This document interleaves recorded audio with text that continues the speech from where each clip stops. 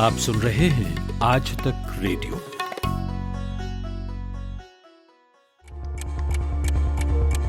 प्रधानमंत्री नरेंद्र मोदी ने अब से थोड़ी देर पहले पूरे देश को लॉकडाउन करने की बात कही। Well, the United Kingdom is now on total lockdown. Spain is due to go into a nationwide lockdown starting Monday. Victoria will be in lockdown within the next 48 hours.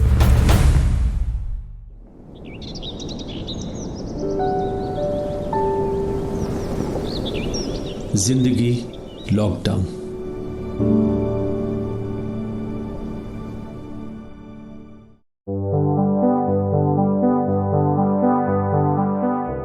अग्निदाह करने जाते हैं तब फौरन वो कीट को उतार कर उसको अग्निदाह में जला देते हैं, और अगर कब्रिस्तान जाते हैं तो आधी कब्र भरने के बाद फौरन उस कीट के सामान को कब्र में डालकर उसे वहीं दफन कर देते हैं।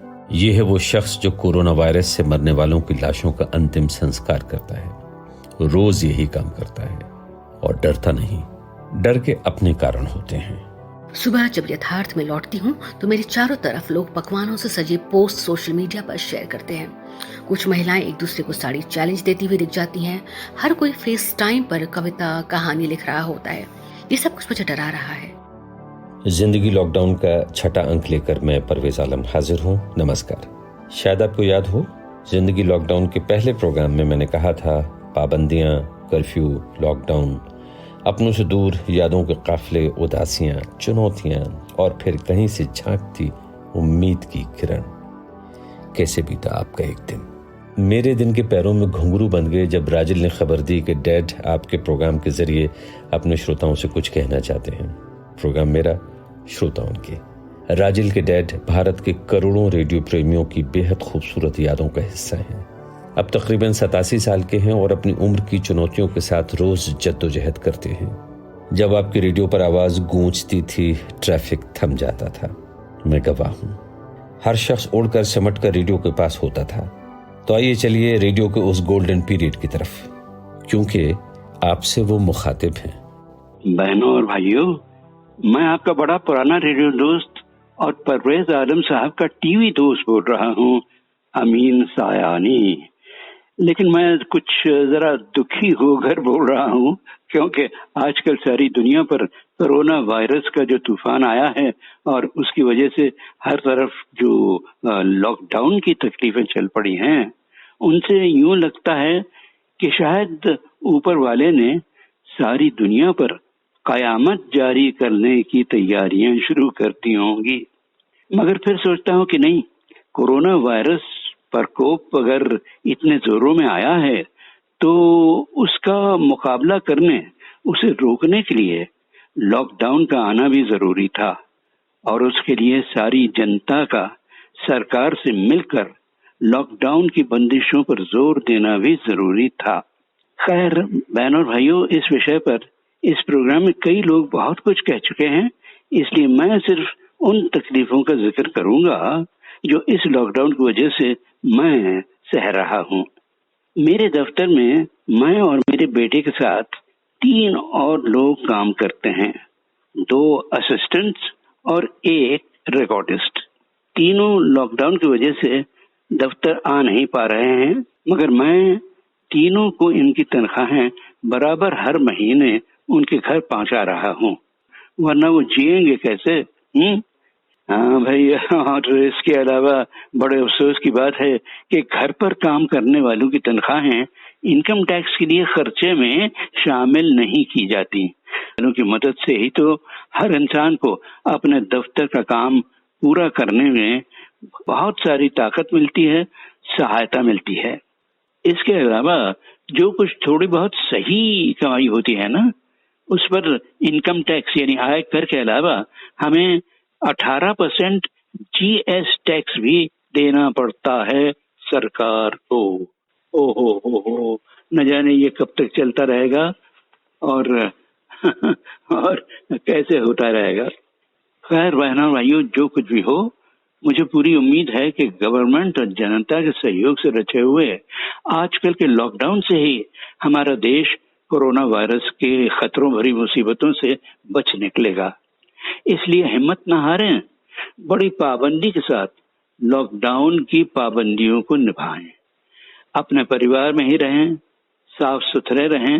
रेडियो, टीवी, अस्पतालों और सरकारी दफ्तरों की मदद से पूरी जानकारी और सही जानकारी हासिल करते हुए कोरोना वायरस का मुकाबला करें।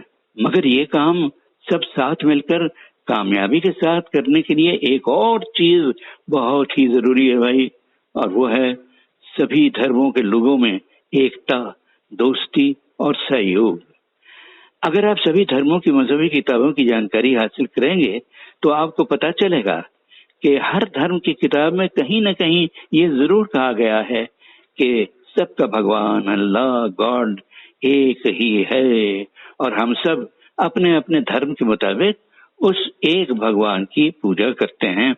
इस महान सत्य की आपको सिर्फ 2 मिसालें मैं दे रहा हूँ। एक तो संस्कृत की मशहूर कहावत जो है वसुधैव कुटुंबकम, यानी सारा संसार एक परिवार।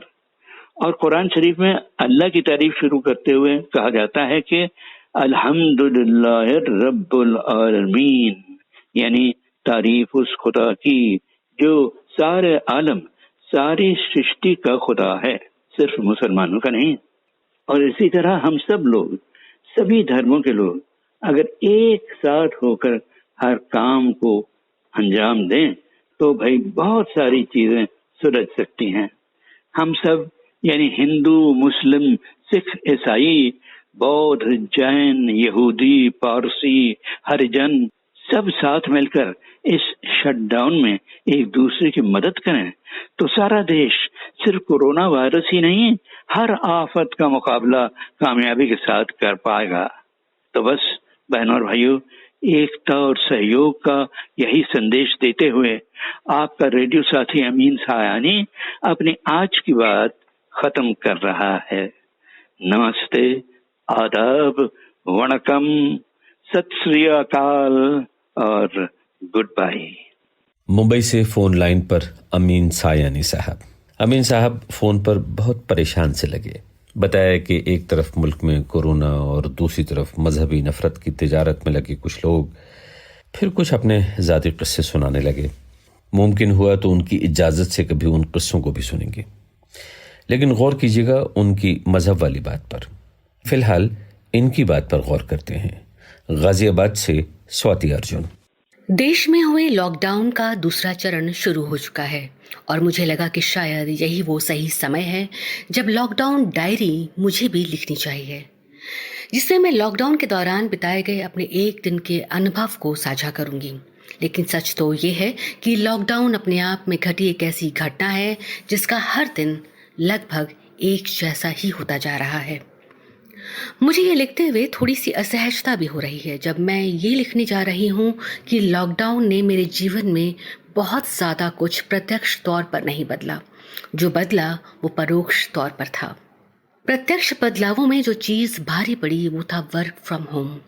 हालांकि सरकारी घोषणा के 10 दिन पहले से ही हमारे दफ्तर ने अपने सभी कर्मचारियों को मैंडेटरी घर से काम करने को कह दिया था और उसके 20 दिन पहले से मैं अपने बेटे के फाइनल एग्जाम्स के दौरान घर से काम कर रही थी, सिवाय मीटिंग्स अटेंड करने के।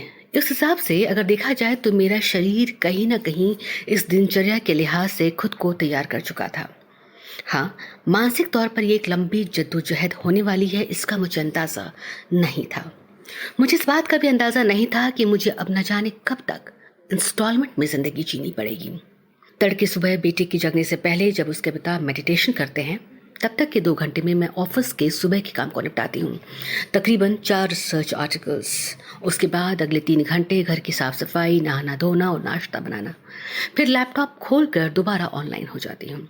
बेटे को साथ में बिठा कर रखती हूँ ताकि उसका स्कूल फ्रॉम होम के काम भी करवाते जाऊँ। बीच बीच में दोपहर का लंच भी बनाती हूँ। ऑफिस के लोगों से लगातार संपर्क में भी रहती हूँ और बेटे की टीचर्स के साथ भी।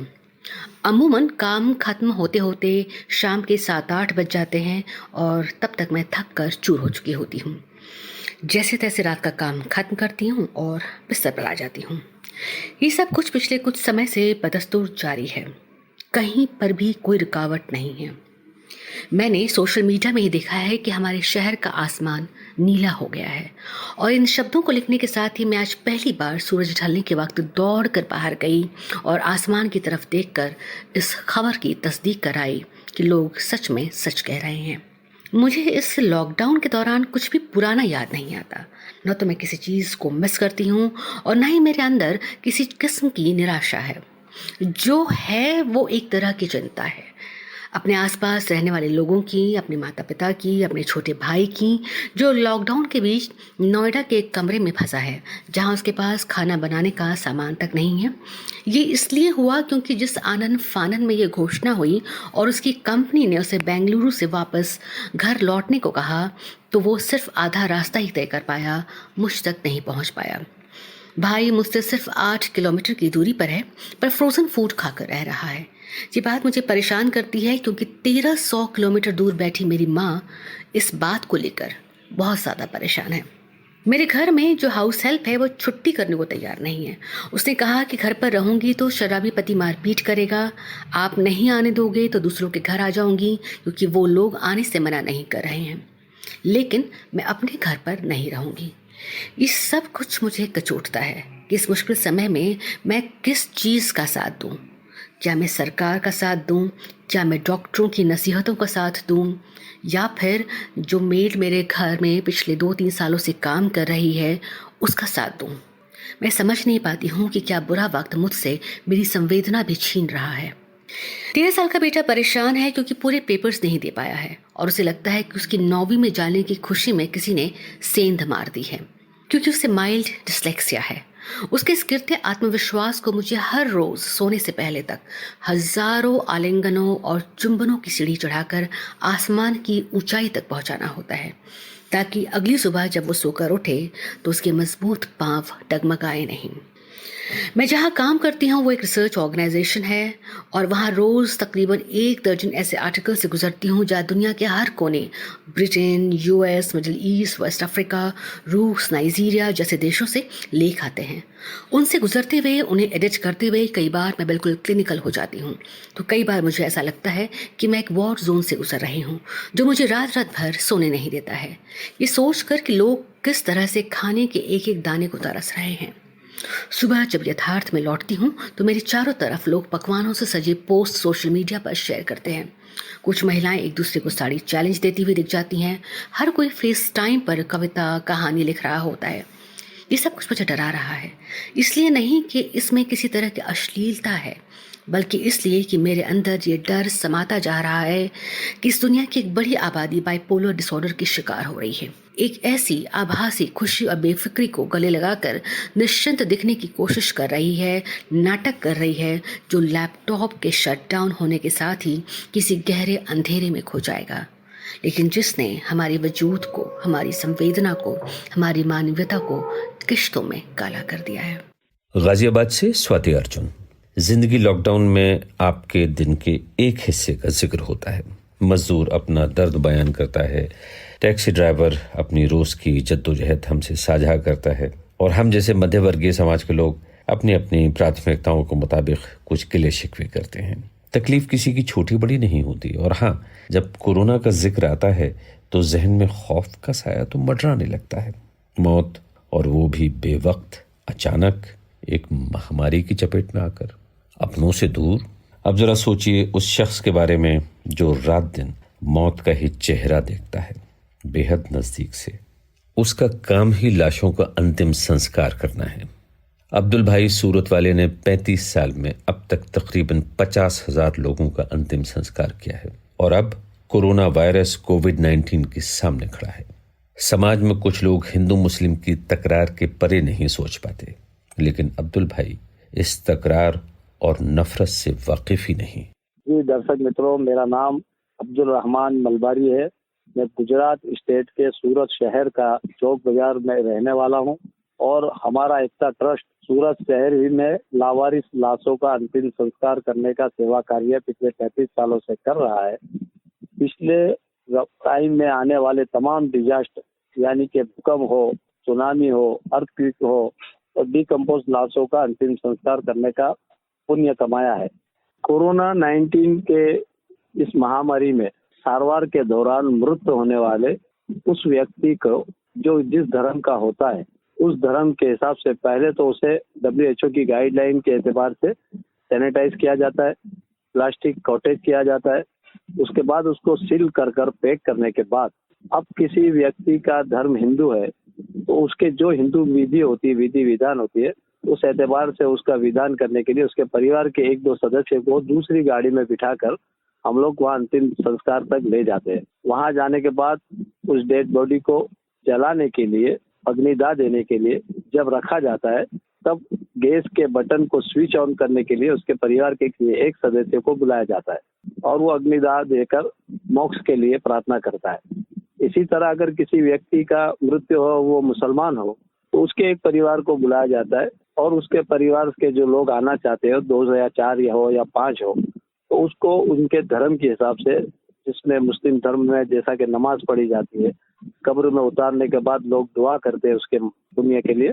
असल कोरोना 19 में जो मृत मुसलमान होता है उसकी कब्र को डबल खोदी जाती है। जैसा आम दिनों में अगर कोई व्यक्ति मुस्लिम मृत्यु होता है तो उसकी कब्र का गड्ढा 4.5 या 5 फीट रहता है, लेकिन इसके गड्ढे को 12 फीट खोदा जाता है और उसके बाद उसके अंदर सैनिटाइजिंग पहले किया जाता है और डेड बॉडी रखने के बाद और आधी मिट्टी डालने के बाद फिर सैनिटाइजिंग किया जाता है और उसके बाद वापस जब वो मिट्टी पूरी भर जाए उसके बाद फिर 1 मरतबा, मतलब 3 मरतबा सैनिटाइजिंग होता है, ताकि उस मिट्टी से वो सारे जो जर्म्स है, वायरस है, अगर हो तो वो खत्म हो जाए। जी, हमें WHO की गाइडलाइन के हिसाब से हमारे डेप्यूटी कमिश्नर डॉक्टर आशीष नायक साहब ने डेमोन्स्ट्रेशन करके बताया, PPI किट दी जाती है और हमारी टीम में खुद 2 डॉक्टर है, डॉक्टर इमरान मुल्ला है और डॉक्टर सोलंकी है, मैडम जो है, वो हमें डेमोन्स्ट्रेशन करके बताती है कि PPI कैसे पहनना, पूरे शरीर को कैसे ढक देना और उसके बाद उसके पार्थिव शरीर को पैकिंग की प्रक्रिया में शुरू रहना और मास्क वगैरह का खास एहतियात रखा जाता है कि कहीं से भी कोई वायरस हमारे जिस्म के अंदर जाने ना पाए। और जैसे ही उसका अंतिम संस्कार हम खत्म कर लेते हैं, अग्निदाह करने जाते हैं, तब फौरन वो किट को उतार कर उसको अग्निदाह में जला देते हैं और अगर कब्रिस्तान जाते हैं तो आधी कब्र भरने के बाद फौरन उस किट के सामान को कब्र में डालकर उसे वहीं दफन कर देते हैं। शुरू में तो परिवार वाले थोड़ा सहमते थे कि भाई आप ऐसा कैसा काम आपने ले लिया, लेकिन मेरे पिताजी बड़े खुश थे कि भाई अपना शरीर, अपना जीवन अगर मानवियों के लिए काम आता है तो बहुत अच्छी बात है। मेरे 2 बड़े भाई है, वो अक्सर पिताजी से लड़ते थे कि पापा इनसे कहो कि धंधे में ध्यान दीजिए, क्या काम ले लिया इन्होंने। तो पापा कहते थे कि भाई आप दुनिया बनाते रहो, इसे आखिरत बना दो, यानी इसके स्वर्ग के दरवाजे इसके लिए आसान करने दो, ये हम सब के लिए भी राहत का जरिया बनेगा, ये हमारे लिए भी प्रभु से रिक्वेस्ट करेगा तो हम भी स्वर्ग में जाएंगे। तो आप लोग दुनिया बनाओ, उसे उस ऊपर वाले का काम करने दो। आज पिताजी तो नहीं रहे, लेकिन मेरे दोनों भाई इस बात में मुझे कोऑपरेट करते रहते हैं कि मैं सेवा कर रहा हूँ तो उन्हें खुशी होती है। पहले 1992 में जो बहुत बड़ा फसाद हुआ था, उस वक्त मैं स्कूल के दौर में मैंने कुछ लाशें मोहल्ले के जो बड़े हैं उनके साथ जाके दफन करने का, अंतिम संस्कार करने का मुझे मौका मिला। उस वक्त मैं बहुत डरा हुआ था, लेकिन उसके बाद एक हिम्मत खुली। एक हादसा ऐसा बना कि सूरत शहर में एक मुस्लिम महिला जो सूरत के करीब कोसंबा गांव की रहने वाली थी, उसका नाम था सकीना बीबी और 58 इयर्स के आसपास की थी। उसे नई सिविल अस्पताल में उसका लड़का दाखिल कराने आया था। इत्तेफाक से उसको चंद दिन बाद HIV एड्स बताया। वो लड़का घबरा कर भाग गया। उस वक्त HIV एड्स बहुत बड़ी बीमारी कहलाती थी, सन 1994 की बात कर रहा हूँ। वो डर के भाग गया और उसके 1-2 दिन बाद ही उसकी माता का इंतकाल हो गया, मृत्यु हो गई।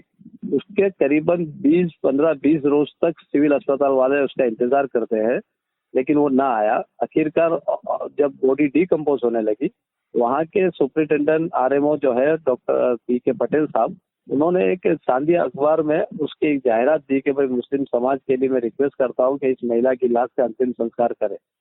ये सोचकर मैं बड़ा अचंभे में पड़ गया कि ये 1 महीने तक भी लावारिस लाश रह सकती है। उसके बाद हमारे यहाँ सूरत शहर में एक बहुत प्रतिष्ठित व्यापारी है, सफी भाई बिस्मिल्ला होटल वाला, मैंने उनसे मुलाकात की क्योंकि उनका परिवार लावारिस मुस्लिमों के लिए कुछ मदद करता था। तो मैंने उनसे पूछा कि सफी जी, आपके परिवार से तो ये हमेशा मदद होती है, फिर ये लास्ट 1 महीने से क्यों अटकी पड़ी है? तो उन्होंने कहा कि भैया हम पैसे की मदद कर सकते हैं, इस काम को करने वाला जो बंदा है वो पिछले 1 महीने से बीमार है और छुट्टी पर आ ही नहीं रहा है। मैंने कहा अगर वो मर गया तो फिर इस काम को कौन करेगा? तो फिर कोई और बंदा आएगा तो उससे करवाएंगे। तो मैंने कहा कि क्यों ना हम इसके लिए एक NGO बनाए और ये काम हमेशा चलता रहे, आप मर जाए, मैं मर जाऊं, उसके बाद नए लड़के पैदा होते रहे और ये काम चालू रहे, तो बोला वेल एंड गुड, मैं तैयार हूँ। फिर वो डेड बॉडी का हम लोग ने डिस्पोजिंग किया। उसके बाद शहर के हिंदू मुस्लिम जो अच्छे लोग थे उनको जमा किया और उनके आगे प्रस्तावना रखी और सभी बहुत खुश हुए कि भाई क्या ये पॉसिबल है, ये काम हम हमेशा कर पाएंगे। मैं क्या, कोशिश शुरुआत तो करो, फिर आगे का विकल्प मालिक बनाएगा अपने आप। और आज 3000 सभ्य हमारे इस ट्रस्ट से जुड़े हुए हैं।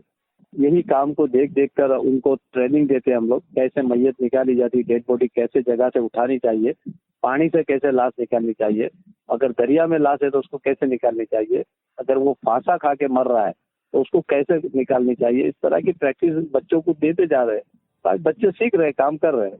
अब्दुल भाई सूरत वाले जिनसे बात की पूनम कौशल ने, और ये खासी लंबी बातचीत है जो हमारी साइट पर फ्रंट लाइनर्स नाम की एक सीरीज है पॉडकास्ट की, उसके अंतर्गत लगी हुई है। आप वहां जाकर इसको सुन सकते हैं। जिंदगी लॉकडाउन आज तक रेडियो पर हमारी ये सीरीज जारी है। कोरोना और लॉकडाउन के साए में आपका दिन कैसे गुजरा, शेयर कीजिए अपनी आप बीती हमारे साथ। संपर्क कीजिए radio@aajtak.com। कोरोना वायरस की रोकथाम पर रिपोर्टें, ताजा समाचार और दूसरे पॉडकास्ट सुनने के लिए आज तक रेडियो की वेबसाइट पर आइए। पता है aajtak.in। वैसे आप गूगल करके भी हम तक पहुंच सकते हैं, टाइप कीजिए आज तक रेडियो या आज तक पॉडकास्ट। आज के इस प्रोग्राम की एडिटिंग मिक्सिंग की कपिल देव सिंह ने। परवेज आलम को इजाजत दीजिए, नमस्कार।